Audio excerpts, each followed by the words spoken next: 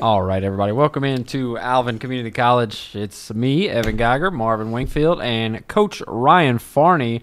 You are the infield coach. Is that correct here at Alvin? That's correct. That's your title? Mm-hmm. Okay. Would you like to tell us about yourself, kind of your path and where you've been in life and how you got to this point? Sure. First of all, thanks for having me. This should be fun. So I played at Lamar High School in Houston, and then was lucky enough to go to Sam Houston State for 4 years, and ended up a grad assistant my 5th year there. So I was there 5 years total. Played for David Pierce, who's now head coach at University of Texas, and for Matt Deggs the last 2 years there. And I was a guy who really didn't play every single game, so I got to just kind of sit there and be next to the coaches and hear what they were saying, and kind of got a feel for, how they interacted within the game. And I think that was really big for me as a coach, was not playing all the time. And so after that, got a job here at Alvin just as a volunteer coach, and they trusted me to have the infielders just as a first-year coach. And that was great, and got to learn a lot. Kind of trial by fire a little bit, and we had a really, really talented group my first year here, and then was at HBU for a couple years as a director of ops role, and then just came back here about a year and a half ago to Alvin. Yeah, I did a little research on you, and you mentioned your playing time at Sam Houston State. One thing I did notice is that you played in a regional game at LSU. Mm-hmm. Against a very stacked LSU mm-hmm. baseball team. And I wanted to ask you, as someone, I'm from the Baton Rouge area, and LSU baseball is probably one of the bigger college baseball experiences that you're going to get. I mean, there's not many colleges that support their team baseball-wise like LSU does. So I wanted to ask you, what was it like to play in Baton Rouge in a playoff game? Yeah, that was unreal because we'll go around and play those teams like on a Tuesday midweek game, but it'll be like if they see 10,000 something on a Tuesday game, you might get 5,000 people who are just kind of barely watching, But in a regional on a Saturday night against LSU, like you're getting the full force of the mm-hmm. crowd and everything. And, they had guys like Alex Bregman and Aaron Nola and Jacoby Jones, guys that are all playing the major leagues now. And combined with that crowd, it's tough to go in there. Y'all faced Nola and scored 5 runs on him. Yeah, we were winning. Yeah. we kind of had the game there for a little bit, but it was inevitable that they were going to come back and get us. And Nola settled in, and he was the real deal. Probably the toughest pitcher I faced in college. Like I got lucky my first at bat and got a jam job single right in front of the right fielder, and I was playing MLB The Show last night, and Aaron Nola was on the mound, and I was telling my buddy I got to hit off this guy, so I'll have that story forever. And I'll, if he asks, I just squared it up and hit a rocket off of him, but it was some cheap little base hit. But no, it's really cool being able to play against those guys. And but yeah, there were some times where we went up early and it kind of took the crowd out of it a little bit, but when they came back and took the lead, there's only 10,000 people there. Only. But, yeah, I mean, you could feel the ground shaking at times. Oh yeah. And so I just imagine being a football player and 100,000 people there. I think they set the record there for the loudest. It was they called it the earthquake Richter or something scale, like that. Yeah, Richter scale. Yeah, so times 10 what we were playing under, but at the same time that elevates your game. Yeah. You play your best ball for sure in that environment. So it's to me it's crazy that you say 5,000 on a Tuesday because only at LSU. Well, you're right, but I'm saying we went to the Sugarland Skeeters game, and I don't know. I mean, it was a packed crowd. It was McCullers was pitching. It was Dollar Hot Dog Night, but there was 5,000-7,000 people, and that's a AAA team. Yeah, and we're talking about college, a big college program. I didn't know that there was that much hype at LSU. Of course, there's no baseball team except for Houston Astros and Atlanta Well, they had a AAA team in New Orleans, and I used to go to a lot of those games, and nobody was there. The Baby Cakes? They were the Zephyrs. Something. The Baby Cakes. And then they changed to the Baby Cakes, which is a Mardi Gras king cake, little baby. It's awesome. But nobody would ever go. I would sit behind home plate for $10, and there would be no one there. And then LSU games. Yeah, right up the road, you go to LSU game, and it's packed. If LSU stinks and they're playing some garbage opponent, it doesn't matter. They're still going to show out. I didn't know that. Because there's colleges no pro don't support team other than what you're saying. But so that's why they have suites and boxes at Alex Box Stadium, which other than in College Station, Bluebell, Parker Field, whatever it is, that's a special place there. But other than that, I'd say LSU for sure. Best college baseball environment. I wanted to ask you who you felt like the best player you ever played against was. There was a dude named Chris Bryant at the University of San Diego. My first ever college baseball series, we played San Diego. And I remember our coach telling us, like, they have what we call a dude. Yeah. Like, his name's Chris Bryant. He's pretty good. And, he was all that for sure. I'm a Cubs fan, so. Yeah, no, he was the real deal. And that was my first ever college baseball series, and it was against that. And he ended up being, I don't know, number 3 overall pick. Yeah. Making a lot of money. Do you recall, like, in that series, did you ever feel like, okay, I'm here, like, this is the real deal? Like, well, I this ain't didn't a joke. play in that series. Yeah. But, I mean, I don't think I fully grasped what was going on watching that guy play because, I mean, he was like 8 feet tall and, man, just hitting moonshots. He was impressive. And then I'd say Tyler Naquin, who's playing the major leagues now. With the Reds. Yeah, he was at A&M. He was one of the better players. And I didn't think Bregman was – I thought Bregman was kind of overrated, honestly, a little bit. And they drafted him like 2nd overall. And I was like, wow, I played against that guy. He's like my size, I don't know how good of a pick that was. I think he's a little more swole than you are, no offense. Oh, yeah. He's a lot more than me. But he might not be as easy to talk to, though. I'm eating my words now because he's like my favorite baseball player. Really? And I did not see him hitting as many home runs as he did. And now he's, in home run derbies and stuff, and he's my size, and it's pretty cool. He really balled out in that World Series against the Dodgers. I mean, he's balled out, since he went 0 for, 20-something to start his major league career. And ever since then, he has been amazing, incredible. That's crazy. Do you know what you batted in college, your career average? Career, I would say it was under 300. I would say 290. 295 is what I found. Okay. Yeah. That's a little embarrassing. In the LSU game, it said you went 1 for 3 with an RBI. Did you get an RBI in that game? Yeah, no, it was bases loaded when I got that hit. Okay, Nola. Okay. Yeah. And my first at bat, so first or second inning. So we had him on the ropes early for sure. Yeah, y'all were up 5-0? On the mound was Caleb Smith for us, who's playing in the major leagues. So we felt pretty good about it. And then, they were a really good team. Is he on the Diamondbacks, I think? Yeah, he's on.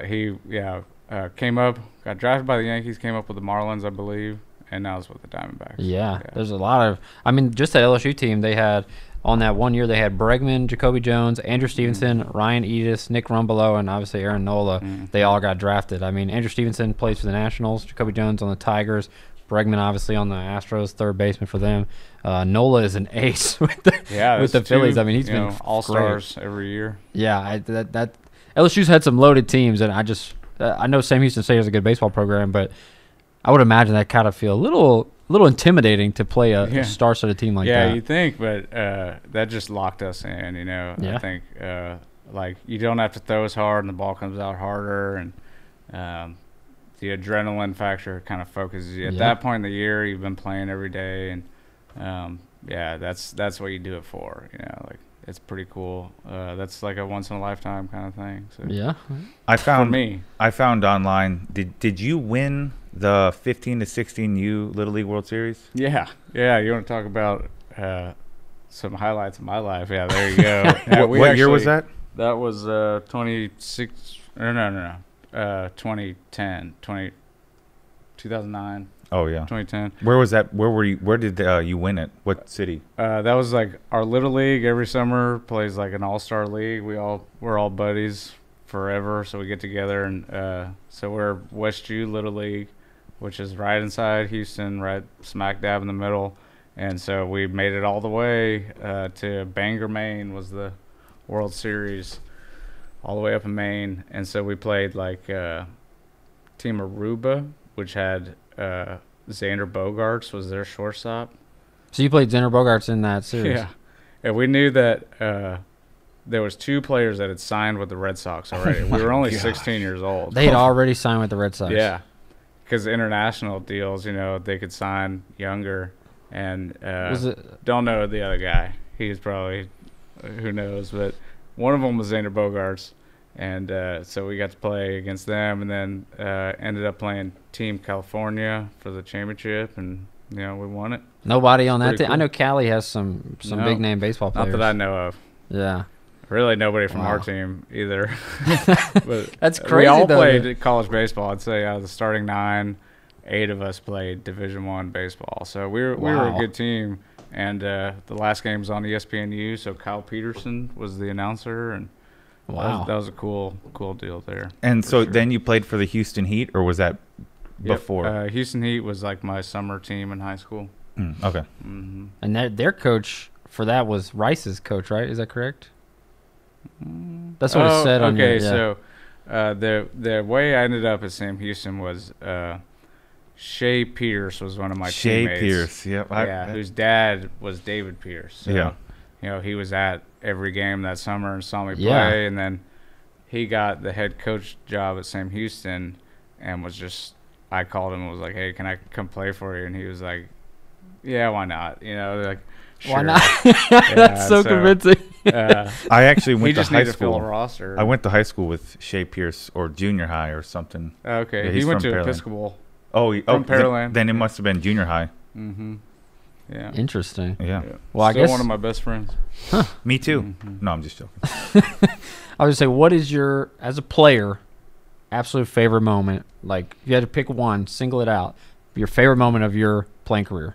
That's tough. Probably in that World Series game, I caught the last out. It was a pop fly to me, and so you'd think like in your dreams you'd catch that ball, even though it's just some little league tournament. You'd think you'd catch the ball and like save the ball. Yeah. And I just caught the ball, threw my glove up in the air, and the ball went and disappeared. So my dad was like, "What'd you do with the ball?" And I was like, "I have no idea. I just kind of blacked out and we went and dogpiled."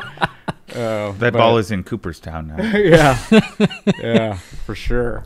But I'd probably say, that was a special moment. For sure. It sounds like it. I mean, hey, even you were hitting a home run. I hit a home run in that LSU regional too. The next day against Lafayette, which Coach Deggs was the coach for Lafayette, who ended up being my head coach a couple years later. Yeah. That was my only college home run, and was at LSU in a regional. That was pretty cool. Did he ever mention the home run to you, like when he was your coach? Yeah, like a year and a half later, he was like, "Hey, Farney, did you hit a home run against us?" And I was like, "Yeah."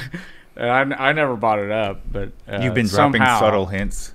Like home run. Did he ever say like, "Where is that home run?" Whenever I'm coaching you. Yeah, he didn't say that, but that's what he meant. He meant it. That's why he said that. I have seen you hit a home run. Yeah, I need one right now. Prove it. Yeah, do it again. Yeah. Well, I mean, you have what seems to be a really cool story in terms of your playing career. But, obviously we want to talk about Alvin baseball. And so you're the infielders coach, but what can you tell us about Coach Schreiber and Coach Ellis? They're two of the better coaches around, in my opinion. I'm not just saying that because I work for them, with them. But my first 2 years here at Alvin, Coach Schreiber was a coach that even with Coach Pierce and Coach Deggs, it took them a couple years, to figure out how to be a head coach. And Coach Schreiber was figuring that out, and now coming back this time, he's got it figured out. He is smooth and steady, very good leader. And then Coach Ellis, I listened to your interview with Max Crabb, and that what he said is exactly right. There's not many people on this earth that don't like Coach Ellis, and respect him and listen to what he says. And so, that's a big reason I came back here too, is to be around him and, just kind of pick up some words of wisdom, not even about baseball, just about life. And he's just an awesome, awesome guy. So couldn't think of a couple guys better to work for. And, the school supports us a lot too. So our location is very good. For junior college baseball, it's a very, very good setup here. Yeah, yeah. I know Coach Schreiber. I think he pitched at U of H. Yeah, he was a stud when he played. Yeah, he was pitched and hit for the old Southwest Conference. U of H Shohei Cougars. Ohtani. Yeah. Oh, yeah. No, he was, 3-hole whenever he wasn't pitching. And Friday night, 1 or 2 type starter for a really good team. So, yeah, he could play. And Coach Ellis, I think, was a center fielder? Yeah, he could play too. He played for Galveston Ball and then went to Eastfield College and was a quick little outfielder. Like, you'd never guess, seeing him now, that, he could run like a, 6'6", 6'7", 60, which is really, really. That's nothing compared to our times. Our times are much I saw higher you than guys that. run the 60 just not too long ago. Think y'all were in the upper 8s, right? I was in the 8s. He was in the 9s. Oh, okay. All right. Low 9s. See, I had a higher score than him. It's like golf. You want a lower score. I don't think that's how it works. Yeah. But I've heard that Coach Ellis he's a really good baseball mind, and it seems, I think what Max Krebs said was he knows like when to go easy on you, and he knows when to really kind of to hound you and like press you and try to push you to be better. It's like he's got that sense and the good sense of humor and all that. So it seems like he's really likable, like you said. Mm-hmm. Yeah, he can go coach on you real quick, and he can light you up, and that's what's so good having him around is our guys they're never going to take a day off because they know Coach Ellis is paying attention, and he will light you up for sure. I've seen it. Yeah, he's like, Evan and I, loves him, we were at the showcase a couple of weeks ago, and Coach Ellis was, watching the outfielders, and he said, come here to one of them and taught him. I mean, used it as a teaching moment. Hey, this is what you need to do. This is how you do that. Yeah. I thought that was awesome. And I don't think that's, correct me if I'm wrong, but that's not really a teaching kind of he didn't day. have to Yeah. do that. Yeah, And so, that's, I've never, really spoken to him, but I thought that was awesome because that's not what this is for. And he's teaching and, showing That's a to young see what kid. you got, and he's like, I'm going to help you improve and give you some good pointers. And a lot of coaches, I'm sure, at that sort of thing will be like, oh, he can't play, get out of here.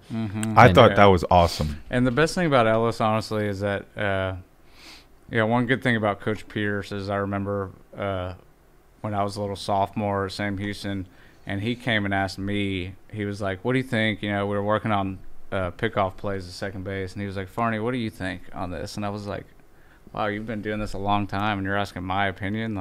So he's a student of the game, always trying to learn and evolve, and that's exactly what Coach Ellis is.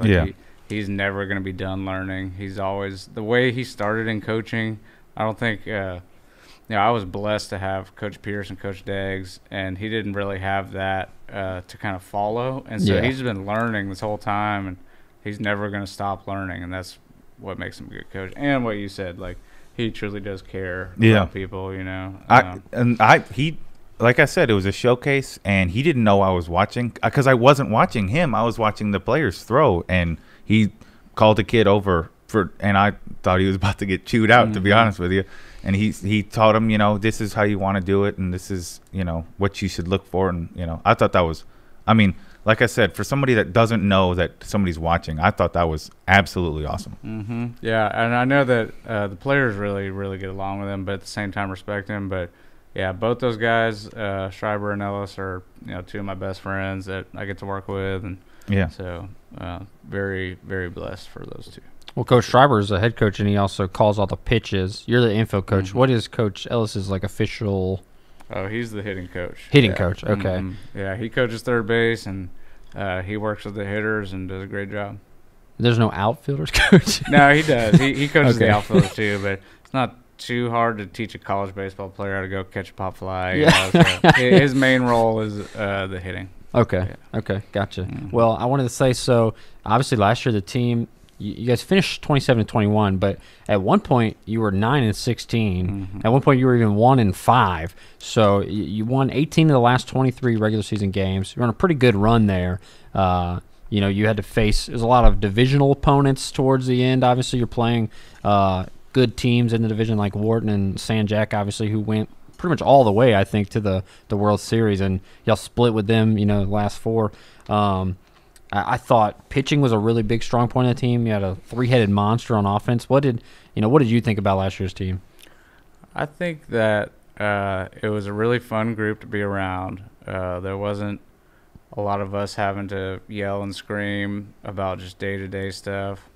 I think that the margin of error is very, very thin at this level, and so we lost a lot of games that were very close games that were very correctable mistakes that cost us games.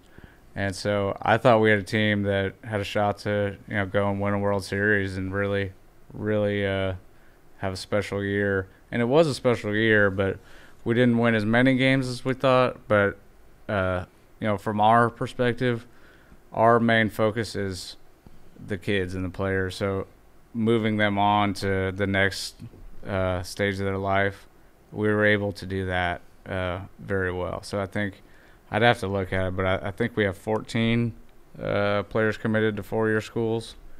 And so, that's a pretty high number. Yeah, so that's incredible. Yeah, that's impacting lives, which is cool. Yeah, But did I think we should have won some of those games that we lost? For sure.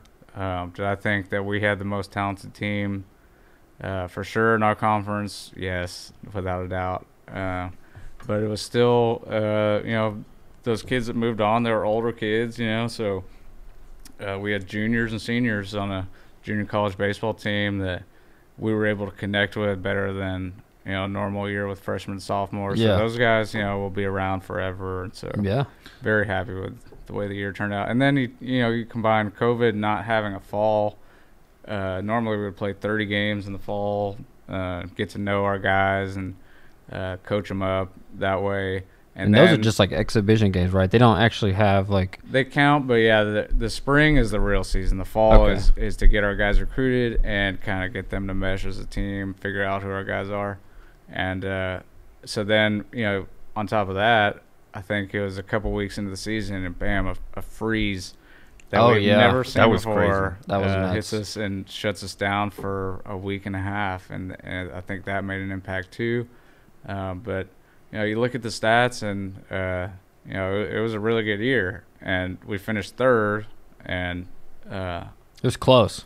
Yeah, it was very, very close at the end. And I think some games early on that we definitely should have won. Yeah, impacted that, but overall, very happy with.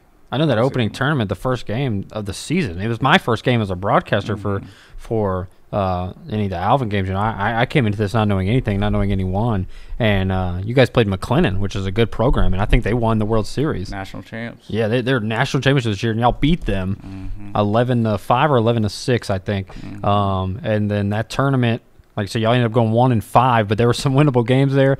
The whole debacle with Grayson with the 6 balks where you guys were up, I think, 4-0. I thought it was 8, but yeah, we lost on It was a lot of balks. Yeah. I'd never seen something like that in my life, and I couldn't understand what was happening, but it was, obviously, like you mentioned, you didn't have a fall, you didn't have a lot of time to practice and stuff with COVID, and Grayson, another really good program, and you guys were beating him, I think, 4-0, ended up losing that game 5-4 on a bottom of the 9th walk-off. Yeah, a wild pitch, yeah.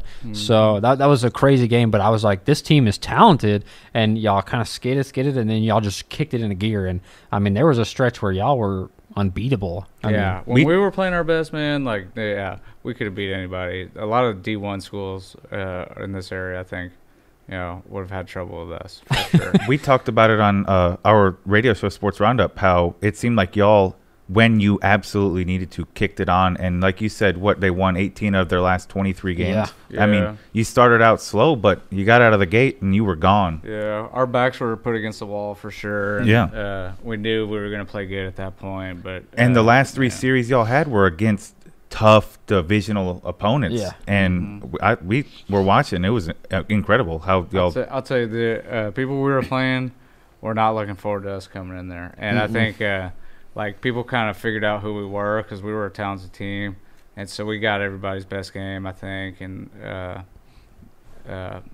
yeah, but I don't think people wanted to play us. Yeah. And I think, I mean, even some of the injuries, like Logan Ham was supposed to be the starting catcher all year, and he was hurt for the majority of the season. Couple arms. Yeah, you had Benavides, who was hurt most of the season. He was supposed to be a really good pitcher for you guys. Damon Fernandez did not pitch at all, I don't believe. Matt Charles only pitched like 9 innings. He only came back the last couple of weeks. Yeah.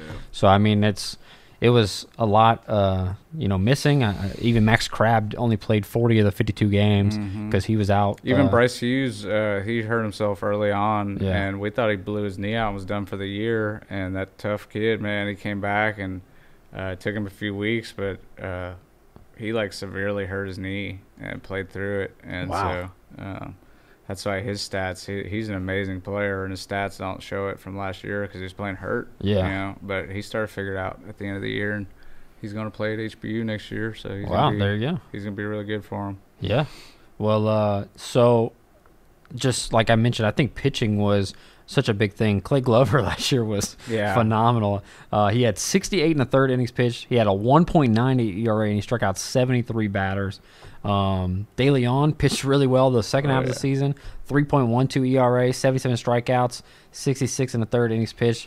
And then Villarreal was the best reliever out of the pen. 1.47 ERA, 34 strikeouts and 18 innings pitched. It's almost 2 per inning. Yeah, if you just stopped that like 2 or 3 weeks to go in the season, it was like better than that. It was Ks per 9 were like it was like 17 highest strikeouts I've per ever 9. Seen. Like it was crazy. Pretty impressive. And this is a very thin, kind of like lanky lefty who throws like 2 different curveballs, sliders. I don't know. He's got 2 different curveballs, and they move a lot. He's got a hammer, as they say. In the press box, I'm like, whoa, that went from there to there. Like, it's crazy. He didn't throw 90, but, man, he's got a hammer. I've talked to some other kids that play at other JUCOs around, and they said that when he was in high school, like, that wasn't the case. Like, he really improved. I don't know if it was between high school and joining Alvin or what, but they said that the transition he's made is phenomenal, that he's been a really good pitcher for you guys.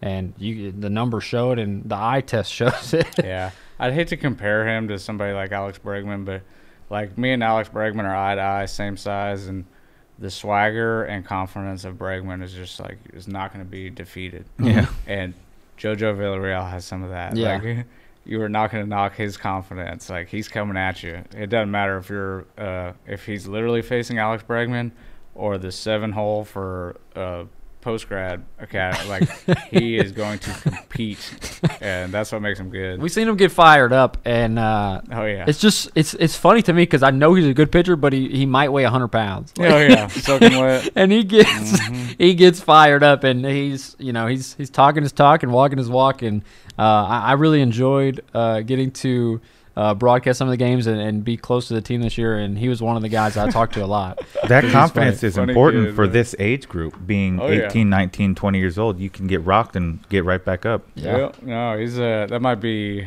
maybe not the most important thing, but it's a necessary thing for sure.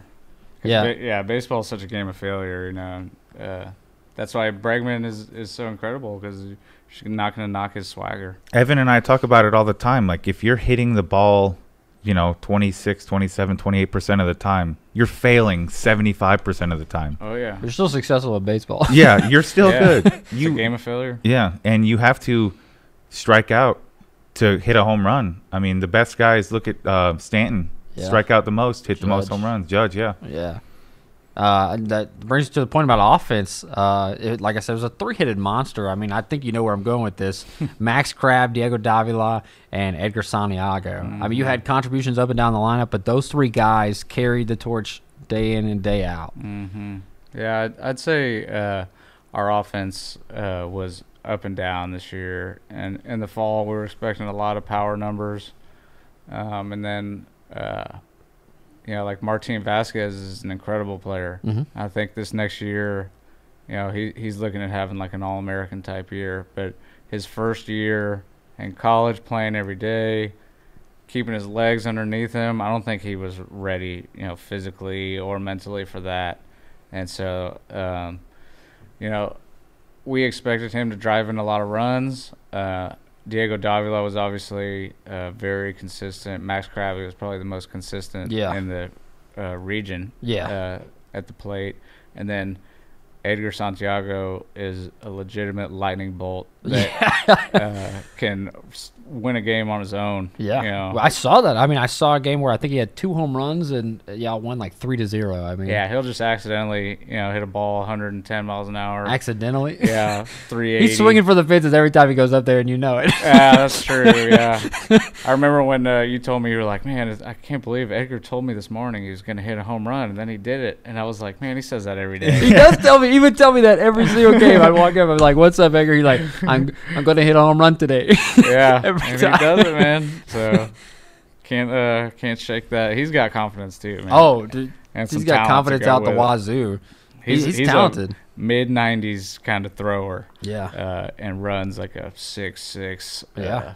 And can hit the ball like that and move like he does. He led the team in home runs. He was 1 stolen base behind Davila for the lead. I can just go over all the stats. I mean, Crabbe was really, like you mentioned, Crabbe was really the pure hitter on offense, and he led the team in hits, he led the team in RBIs, led the team in doubles. He had 55 hits, 34 RBIs, 17 doubles, and he had a team-leading batting average of .390, and he missed 12 games. He only played 40 of the 52 games. Davila, I mean, I know that's your guy. He was an everyday shortstop. He was making plays in the field, producing at the plate. He hit .340, tied for the team lead with Crabbe in extra base hits, and he led the team in stolen bases and walks. Yeah, and that kid's a special player, man. Yeah. He's a one of a kind for sure. And I think in the last couple of days he's committed to HBU as well, so he's going to go over there. And he had a lot of offers. He's been through a lot. Transferring from Sam Houston, and then he was dealing with a quad injury for probably a year and a half, man. It was extremely frustrating for him. Yeah. And so he didn't play every game this year, but, he was in there. He had that one every game. He made a lot of phenomenal plays, especially some defensive plays. But that series against Wharton, there was a doubleheader on Saturday, and he had 22 total bases and 14 RBIs. Unreal stats. He had, I think, 3 home runs. It was just unbelievable what he did that day. Yeah, and that was a day where the team was shorthanded because Crabbe got hurt. He got hit by a pitch. Santiago got hurt. I think it was the catcher from Beaumont. I'm drawing a blank on his name. Bro got hurt. Yep, he got the concussion. Yeah. So it was 3 of your starters had to come out, and Davila just carried the load. I mean, every time we needed it, he had a home run or hit a double. It's phenomenal. It's like, wow. I remember texting his dad saying that he wasn't there that day because this was one day. It was a doubleheader, and I was like, yeah, you just missed the best offensive day of Diego's life. And he was like, no, whatever. And I was like, no, seriously. He could not have had a better offensive day. I mean, he legitimately, I don't remember the exact numbers, but he had 22 total bases in a doubleheader. I think he got out twice on the day. It was 7 for 9. 3 or 4 doubles. 12 RBIs, is that right? It was something. It was above 10. He had over 10 RBIs and over 20 total bases. I'm pretty sure it was absolutely insane. Uncommitted at the time. Yeah, I was like, that's how you get a scholarship. That's got to get him on the radar. Yeah, that's how you do that. I don't know, but his defense though is phenomenal. Yeah, very high level. I've heard you talk about that quite a bit. Pro level defender. And you've said Max Crabbe is a pro level hitter. I'd say for the college game, he is an extremely advanced hitter as far as his approach and just physical strength and all that. I think at the pro level, he would definitely, with a wood bat in his hands, do the same thing. Yeah. But you just have to put up the power numbers. Yeah. I think he had 1 home run this year. The grand slam against Galveston way late in the season. The thing with Crabbe is he could hit home runs if he tried to do that, but he just understands himself as a hitter. And so, working the other way to the gaps is, where he makes his money. And so he could hit, I don't know what his average was, but 390. Was it? Wow. There was a long part of the season where he was over 400. He was at 430, 440. Yeah, that's pretty good at this level and the pitching we're facing. Yeah. So he could hit 390 and have 1 home run, or he could hit 5 or 6 home runs, but hit 315, 320. Yeah. And so he just understands. I think that's a lost art in today's baseball. I mean, you see the launch angles and guys, going 1 for 5 with a home run and 4 strikeouts, and the Yankees are like, "Thank you, we like that." Here's your paycheck. Yeah, with all your money. The defense could literally sit down in the major leagues and it wouldn't matter. Sometimes the game would end up the same. It definitely seems that way. I wanted to ask you, how much do like advanced stats come into it with like exit velocity, spin rate, launch angle? How much do y'all look at that when you're talking to a player to come play for you? I'd say for recruiting, we try to speak that language for sure. Just because there's some buzzwords that these kids want to hear, nowadays. But I'd say that, like you call it, advanced stats, and it hasn't really changed in 50, 60, 70 years to where Ted Williams was talking. I have his book in my car, The Science of Hitting.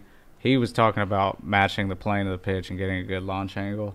He just didn't call it a launch angle. So I think nowadays a lot of hitters that we see, their swings are very, very screwed up, like permanently, because they're trying to do these things they see on YouTube that the major league hitters are doing, that just does not translate at all. Yeah. And so I'd give this talk all the time to high school kids that you guys are not strong enough to just sell out to hit home runs. In the major leagues, the strike zone's smaller, the balls are bouncier, the guys are throwing harder, and so that's what they get paid to do, is to hit home runs. And it just does not translate to this level. But I'd say that the analytics part of things, as far as spin rates and pitching and the tilt and axis of the pitch, has been very, very beneficial and fun to learn for me. And it's helped our guys get scholarships to move on. We have that TrackMan unit installed in the stadium, and that spits out like 80 numbers for every ball thrown, like 80 numbers it's like I have no idea what I'm looking at. That thing was very helpful for me in the broadcast booth, because it tells me no doubt. I know exactly how fast the pitch was. I mean, it's 96.2 miles per hour. It tells you the exit velocity. 108 off the bat. Yeah, it tells you exactly the exit velocity, the projected distance. It tells you launch angle. There's spin rates. It tells you more than just the pitch numbers, right? It tells you if they hit it too. Hitting angle and all that too, right? Yeah, the main thing we look at for the hitting is exit velocity. We'll do that in batting practice with a radar gun, and just have a radar gun there and try to get the highest, not the highest, but the highest average exit most consistent velocity. Right. Yeah. And so those guys are the guys that play, not on purpose. That's just how it goes. So and I want to kind of bring up a guy like Bryce Harper, who when his junior college and college days, it was like blasted. He had the like perfect launch angle or swing speed. That is something that you do look at a decently in-depth look. Perfect is a strong word, but ideal, you're right. Like so if that a pitch is coming in at a certain plane, you kind of want to match that plane with your bat, so your timing doesn't have to be perfect to hit the ball. And so we give them benchmarks, try to shoot for an ideal launch angle, but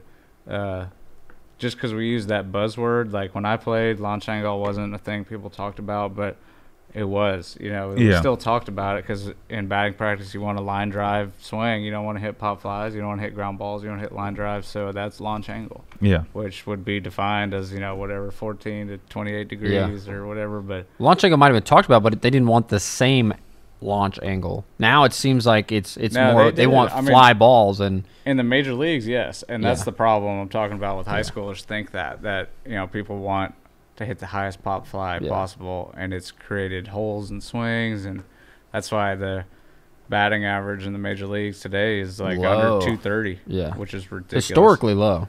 Like crazy. Yeah. That's what I mean. That's why baseball games are hard to watch now, because it's all home runs and strikeouts. Yeah. So I mean, if I'm at a baseball game and I'm watching a guy, like, you see home runs that kind of just ride out. But, I mean, if a dude ropes one off the wall, like, that's more impressive to me. Like, that's what we're looking for. I'm even more impressed by, a leadoff double, and hitter hits a ground ball to the right side, gets him to third, and a sac fly scores. I mean, like, kind of manufacturing runs that way instead of today's game's a little different. That's more of a small ball type, right? But they don't play small ball. No, yeah, I agree. Yeah. Yes, yeah. With game, them like aiming for, the next state over or striking out doing it. I understand what you're saying. Like you want these small market teams can't afford, hosses to just golf the ball into the next society. And so I agree with you, and I understand what you're saying. Like it's important to, get a guy on second and then, move him over somehow and, watch him score. I like that. I enjoy watching that. I think most people are in agreement that that's more visually pleasing to watch, and that makes that's more of like a pure baseball. But analytically, these major league teams have decided we value home runs more. We'd rather you go 1 for 5 with a home run and 4 strikeouts than we would see you go 2 for 4 with 2 singles. And that's why guys like Chris Davis have made a lot of money hitting 200 and with 20 home runs, 25 home runs. And it's kind of like with analytics and like the Houston Rockets, which I was about to bring that up. Shooting threes. Yeah, I was we just do not shoot twos. Yeah, it's statistically in the playoffs, that kills you. It's statistically better to make 26% of your threes than it is to make 100% of your twos. Yeah, the numbers don't lie. Yeah, but when they get in the playoffs and they have to make those shots, they see them miss 26 threes in a row. The tallest guy on the starting lineup is 6'7", maybe. Yeah, they play small ball. With the Rockets, you'll see them shoot a mid-range too, and they're like, "Oh, my bad." They say my bad. Yeah, I was just thinking that it's just It's like hitting a single. It's like, oh, my bad. Yeah, I shouldn't have done that. Yeah, I don't know what I was thinking. So whenever you're coaching in a game and you have, say, a guy hits a leadoff triple, runner at third, nobody out, do you talk to the batter that's going to the plate and do you say, "Hey, put the ball in play, please. Please don't strike out. Like, please do not strike out." Do you talk to them? Is it just known? I mean, how does that work? I do. I think that's like how you win baseball games. You know, with a runner on third and less than 2 outs, that run should score probably 75-80% of the time. Yeah. And it doesn't a lot, but the numbers for us for sure are a lot lower than that. But Coach Ellis is the hitting coach, so I try not to mess with too many of the hitters here, just because you don't want too many voices in their head. Hitting is hard, and so you don't want, even if we're both saying the right things, it's just the message can be confused. But for the younger players that I coach, high school kids and stuff, 100%. I'm like, hey, just there's a free RBI right there. Like, we like RBIs. I think a lot of kids today get it twisted too, that they just want the highest batting average. That if they get a base hit to first base, they're like, all right, I did it. But your job is across home plate. So me as a player, and I love these kind of players that even if they get jammed or out in front and barely bloopered over the infield's head, a lot of players will be upset about that because they didn't hit the ball hard. But I want the players that are fired up, because they're on first base. Now you can't steal first, so you can steal second and steal third to cross home plate, but you can't steal first. So that sounds like bro. Yes, that's the definition of Mitchell Bro. Bro would get hit with a pitch and turn to his own dugout. Let's go. Yeah. Is he an amazingly talented hitter? Probably not, but you want that kid in your lineup? Oh yeah. You're right. He was a ball of energy, and I even y'all played a doubleheader at Coastal Bend, and I went into the dugout to get the lineups, and he played in the first game, and so in the second game they had just put the lineup card up. Coach Schreiber did, and he's looking at the lineup and he's not on it, and so I'm thinking he's gonna turn around and be sad and sulk off. He turns around, perks up, he's like, "All right, guys, let's go win a baseball game. Let's go." Yeah, that's why I love this team, man. I have 2 quick stories. Mitchell Bro, same situation, caught the first game, and we wanted him in the lineup. So I think it was at Blinn, and Coach Schreiber asked me, he's like, "Go find out if Bro can play," because he weighs 90 pounds, and so he's not the most durable. And so I went up to him and I was like, "Bro, you're playing second base," and he was like, "All right, if you need me to, I can, but I'm about 70%, I would say." And I turned around and I was like, "Yeah, no, I'm good with that. You're playing." And so he played in there and led off the game and started with a single and fired the team up. And his 70% was better than some other guys' 100%. But And then another funny story about being a great teammate was Beto Cervantes was the ultimate best teammate I've ever been around. And so, he was an everyday guy in the beginning and started struggling. He's an older kid, so, he wanted to play. And he was struggling, and he knew it. And so we pulled him out of one game at Galveston and put somebody else in there. And he just had this look on his face, like most guys would like throw their batting gloves down, like, pout because they got pulled. And he had that look on his face, like he was about to start pouting. And I was like kind of thrown off by that because that's not like him. And I was like, Beto, what are you doing, man? He's like, I need a drum. Oh. And he was trying to find a bucket so he could go bang on the bucket to cheer on his teammates. Like he went to full-blown teammate mode and was behind his guys, and I thought that was a very, very special moment for me as a coach. Like that was pretty cool. You don't find that everywhere. That's hard to find. Yeah, man. A lot of guys, especially I would say, maybe when you make it to the majors, then you're all about team. But like up until then, a lot of guys view this is a stepping stone. This is a stepping stone. This is not my permanent home. So you don't see that sort of teammate camaraderie a lot of the time. I'd say professional baseball team is the last thing they're worried about. Like, how much will you pay me? Very close, but it's I'm trying to get mine for sure. And so you run into that a lot in JUCO. Guys trying to get theirs, and